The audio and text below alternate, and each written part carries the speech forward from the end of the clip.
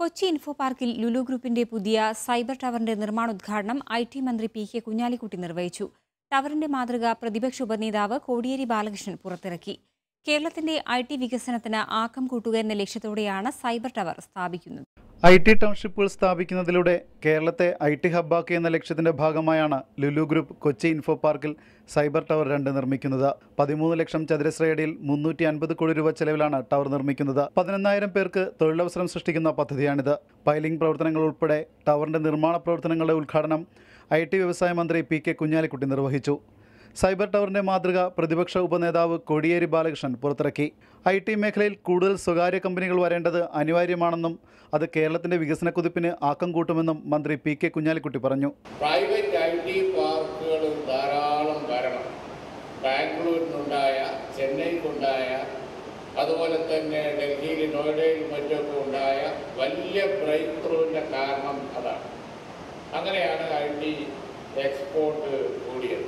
പ്രകൃതി സൗഹാർദ്ദവും തൊഴിൽദായകവുമായ ഇത്തരം പദ്ധതികൾ കാലഘട്ടത്തിന്റെ ആവശ്യമാണെന്ന് കോടിയേരി ബാലകൃഷ്ണനും അഭിപ്രായപ്പെട്ടു.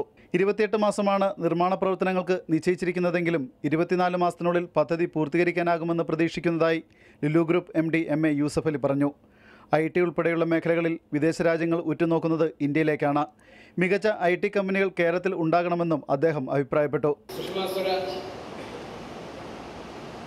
സന്ദർശിച്ചപ്പോൾ ഞങ്ങൾ ഒരുമിച്ചാണ് അവിടുത്തെ ഭരണാധികാരികളുടെ അടുത്ത് പോയത്.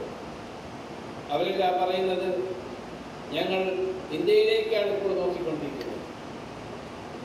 ആയതുകൊണ്ട് ഇന്ത്യ ഡെവലപ്പിംഗ് കൺട്രി എന്നുള്ളത് ഡെവലപ്ഡ് കൺട്രി എന്നാണ്.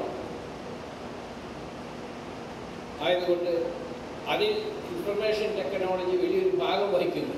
എം.പിമാരായ K V. Thomas, Jose K Mani, Benny Behanan MLA, info park CEO Rishikesh Nair, SEZ development commissioner doctor Safeena IAS തുടങ്ങിയവരും ചടങ്ങിൽ പങ്കെടുത്തു. എം.എ. യൂസഫ് അലി സ്വാഗതവും Lulu group executive director M A. Ashraf Ali നന്ദിയും പറഞ്ഞു.